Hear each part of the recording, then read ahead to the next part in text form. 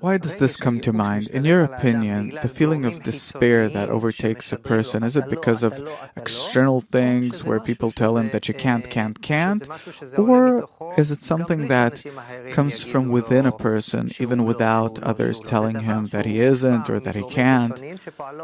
Are these external factors that influence him incorrectly, or is it something that grows from within? How does it work? Or is it both? If a person comes to the right environment, then new forces awaken in him in relation to this environment that are projected onto him by that environment, and this is how he advances.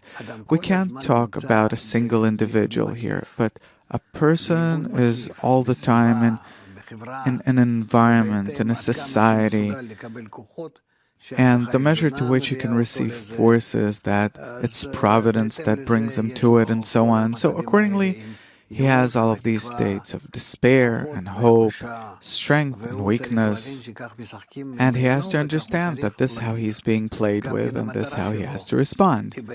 And also his goal is to put in as much strength as he can, that for sure eventually he reaches despair at the end of each and every stage and receives additional forces and uses them and again reaches despair. Why? In order to feel that he's dependent on the upper force all the time. Nowadays, everyone has a phone, and the battery can last for a certain period of time.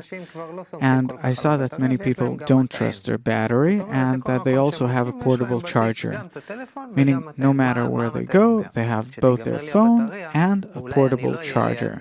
Meaning what? That if my battery runs out and I don't have a socket, I have a portable charger. Why does this come to mind? Because you made the connection between despair and hope, between where my forces end and where they're renewed. Now, in a person's life, the distance between the two can sometimes be really far. So how to correctly make the transition between where your battery ends and the new source of energy? To begin with, I aim myself at renewal, really in advance. I know that there's going to be the point of breaking and despair and that I'll have to overcome into a new state and that I'll get this new state. That's beautiful. You're saying that despair is there in order to help you renew yourself. Of course, this is the only reason for which it exists.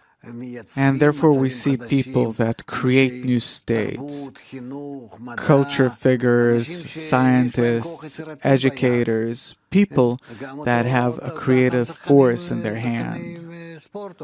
Also athletes, for sure. This is how it is. That without despair, you can't reach anything. Each and every degree ends with despair, and I struggle with myself and elevate myself to a new degree.